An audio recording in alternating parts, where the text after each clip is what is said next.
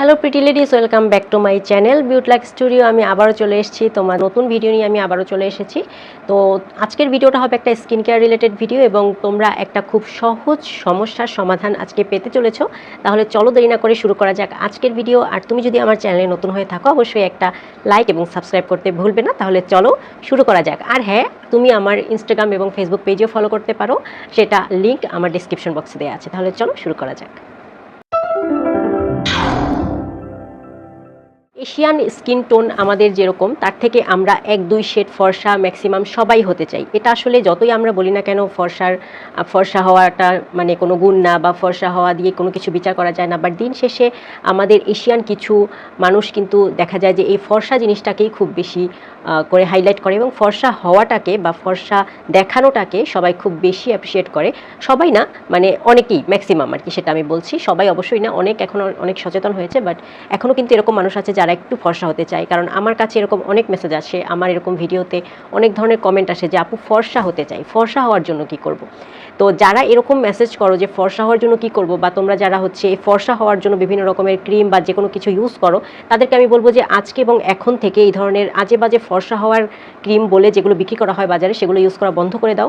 কারণ ফর্সা হওয়ার ক্রিমগুলোর মধ্যে এমন একটা উপাদান থাকে যেটা হচ্ছে তোমার ত্বকের মেলানিন প্রোডাকশনটাকে একদমই কমিয়ে দেয়, কখনো কখনো একদম রিডিউস করে দেয়, যেটা কিন্তু খুবই ক্ষতিকর। স্পেশালি এটার কারণে তোমার কিন্তু স্কিনে ক্যান্সার পর্যন্ত হতে পারে। সুতরাং এ ধরনের ক্ষতিকর ক্রিম ব্যবহার করে ফর্সা হওয়ার থেকে তুমি যদি হেলদি থাকো, তোমার ন্যাচারাল স্কিন টোন নিয়ে সুস্থ একটা স্কিন নিয়ে থাকো, সেটা কিন্তু আমার মনে হয় বেশি ভালো।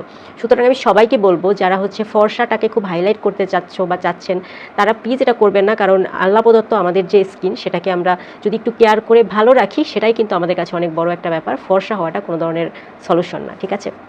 আচ্ছা, তো আজকের ভিডিওর ক্যাপশনের সাথে হয়তো আমার কথাটা মিলছে না, হয়তো ভাবছো তোমরা এরকমভাবে একটা ক্যাপশন দিলাম যে 1 সপ্তাহে ফর্সা হয়ে যাবে, আবার আমি এই ধরনের কথা বলছি, তাহলে আমি কেন ক্যাপশন দিলাম, আমি কি ক্লিকবেট করছি কিনা?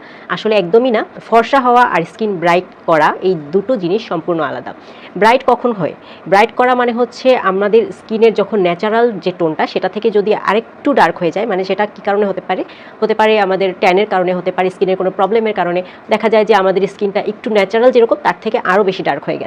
তো এই ডার্কনেসটা কমানোর জন্য কিছু রেমেডি আছে, কিছু প্রোডাক্ট আছে যেগুলো ইউজ করলে এই ডার্কনেসটা চলে গিয়ে তোমার ন্যাচারাল স্কিন টোনটা চলে আসে এবং অনেকটা ব্রাইট লাগে তখন, ঠিক আছে?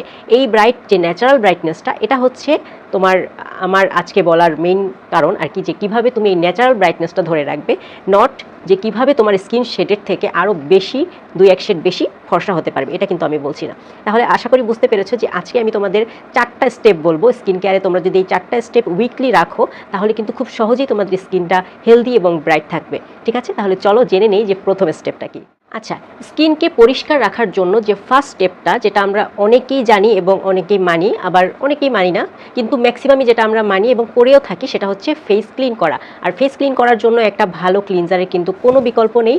আমরা আমাদের হচ্ছে স্কিন টাইপ অনুযায়ী বিভিন্ন ধরনের ক্লিনজার ইউজ করে থাকি, এবং অবশ্যই খেয়াল রাখবে যে ক্লিনজার এবং হচ্ছে যে ফেস ওয়াশটা ব্যবহার করছো, সেটা যেন অবশ্যই তোমার স্কিনের সাথে স্যুট করে এবং এমন কোনো উপাদান ওটার মধ্যে না থাকে যেটা তোমার স্কিনের সাথে স্যুট করে না, তাহলে কিন্তু তোমার উপকারের বদলে আরও অপকার হবে।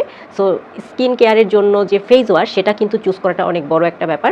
তো স্কিন ব্রাইটেনিংয়ের প্রথম ধাপ হচ্ছে ফেস ওয়াশ দিয়ে স্কিন খুব ভালো মতো ক্লিন করা, বা ক্লিনজার দিয়ে ক্লিন করা, যাতে হচ্ছে কোনো ধরনের উপরে যে আলগা ময়লাগুলো থাকে, আমরা প্রতিদিন বাইরে বের হই, বিভিন্ন কারণে ধুলো ময়লা আমাদের স্কিনে আসে, সেগুলোকে একদম পরিষ্কার করে ফেলার জন্য খুব সহজেই আমরা কিন্তু ক্লিনজার ইউজ করতে পারি।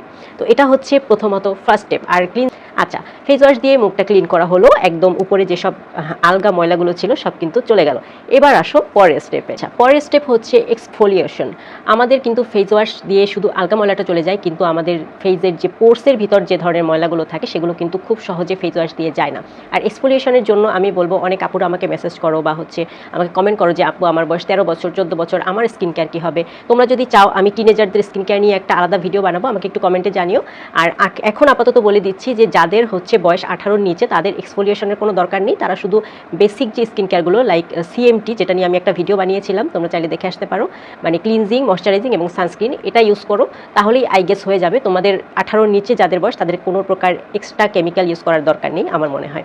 আর যাদের 18-র উপরে বয়স তাদেরকে অবশ্যই মাস্ট এক্সফোলিয়েটর ইউজ করতে হবে, সেটা হতে পারে কেমিক্যাল এক্সফোলিয়েটর, হতে পারে ফিজিক্যাল এক্সফোলিয়েটর। তো এই এক্সফোলিয়েট করার ব্যাপারটা কিন্তু সপ্তাহে একদিন অবশ্যই করতে হবে এবং এই রুটিনের সাথেই করতে হবে। প্রথমে ফেস ওয়াশ দিয়ে মুখটা ক্লিন করে তারপরে সুন্দর করে এক্সফোলিয়েট করে ফেলতে হবে। তাতে যেটা হবে, পোরের ভিতরে ঢুকে থাকা যে ময়লাগুলো সেগুলো কিন্তু খুব সুন্দরভাবে ক্লিন হয়ে আসবে। আচ্ছা, 2 নম্বর স্টেপ গেল, এবার চলো 3 নম্বর স্টেপ জেনে নেওয়া যাক। 3 নম্বর স্টেপে আমাদের পরিচিত একটা উপাদান আমরা ইউজ করব, সেটা হচ্ছে সিরাম। সিরাম ইউজ করাটা খুব বেশি ম্যান্ডেটরি না, খুব যদি তোমার স্কিনে প্রবলেম না থাকে, একদম ন্যাচারাল থাকে, তাহলে কিন্তু সিরামটা ইউজ না করলেও হয়। কিন্তু যদি তুমি সিরামটা ইউজ করো তাহলে অবশ্যই তোমার স্কিন টাইপ বুঝে সেই অনুযায়ী ব্যবহার করতে হবে। যেহেতু সিরামটা একটা অ্যাক্টিভ কেমিক্যাল হিসেবে ব্যবহার করা হয়, সেহেতু যে কোনো অ্যাক্টিভ কেমিক্যাল ইউজ করার আগে তুমি অবশ্যই প্যাচ টেস্ট করে নিতে হবে। প্যাচ টেস্ট কীভাবে করে সেটাও আমার একটা ভিডিওতে আছে, তোমরা দেখে নিও। আর প্যাচ টেস্ট করে দেখতে হবে যে তোমার স্কিনে সেটা স্যুট করে কিনা, তারপরে তোমার স্কিনের টাইপ অনুযায়ী সেভাবে বাছাই করতে হবে। এখন চলো ব্রাইটেনিংয়ের কথা আসি। যদি তুমি মনে করো তোমার স্কিন ট্যান পড়ে গেছে, তাহলে সিরামের ক্ষেত্রে তোমরা যেই সিরামটা ইউজ করবে তাতে যেন অবশ্যই 2% আলফা আরবিউটিন এবং 1% কোজিক অ্যাসিড থাকে, সেটা অবশ্যই নিশ্চিত করতে হবে, কারণ এই দুটো উপাদান কিন্তু আমাদের স্কিনকে ব্রাইট করতে এবং স্কিন থেকে ট্যান দূর করতে অনেক বেশি হেল্পফুল। সো যারা সিরাম ইউজ করবে ব্রাইটেনিংয়ের জন্য তারা কিন্তু অবশ্যই এই দুটো জিনিস দেখে নেবে অবশ্যই, ঠিক আছে? আচ্ছা, 3 নম্বর স্টেপ গেল। এবার last but not the least, সেটা হচ্ছে ময়শ্চারাইজার। ইয়াস, ময়শ্চারাইজার তো আমরা অহরহ ইউজ করে থাকি, বিশেষ করে যারা একদমই স্কিন কেয়ার করে না, আমি বলবো তারাও হয়তো ফেস ওয়াশ এবং ময়শ্চারাইজার ইউজ করে থাকে। সো প্রথমটা শেষটা ইউজ করে যদি আমরা মাঝখানে দুটো বাদ দিয়ে দিই তাহলে কিন্তু হবে না। সো ব্রাইট স্কিন পেতে হলে প্রতি সপ্তাহে এরকম একটা রুটিন করতে হবে যে প্রথমটা এবং শেষটার সাথে মাঝখানের দুটো এক্সফোলিয়েশন এবং হচ্ছে সিরাম অ্যাপ্লাই করা, এটাও কিন্তু থাকতে হবে। সো লাস্ট হচ্ছে ময়শ্চারাইজার। ময়শ্চারাইজারের ক্ষেত্রে আমি বলবো যার যেরকম স্কিন টাইপ সেরকম অনুযায়ী তোমরা ময়শ্চারাইজার ইউজ করো। ময়শ্চারাইজারের ক্ষেত্রে ব্রাইট হওয়ার কোনো ব্যাপার নেই, এই ময়শ্চারাইজারটা জাস্ট ইউজ করা হয় স্কিন ময়শ্চারাইজ রাখার জন্য।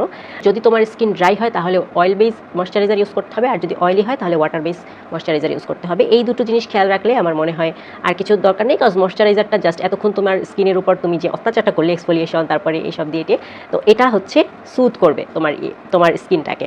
তো এই 4টে স্টেপ যদি তোমরা প্রতি সপ্তাহে ফলো করো তাহলে আমি বলবো যে 1 মাসের মধ্যে তোমরা রেজাল্টটা দেখতে পারবে। তোমাদের স্কিনে যে কোনো ধরনের ট্যান, যে কোনো ধরনের কালো ছোপ ছোপ দাগ সব কিছু কিন্তু একটু একটু ক্লিয়ার হতে শুরু করবে।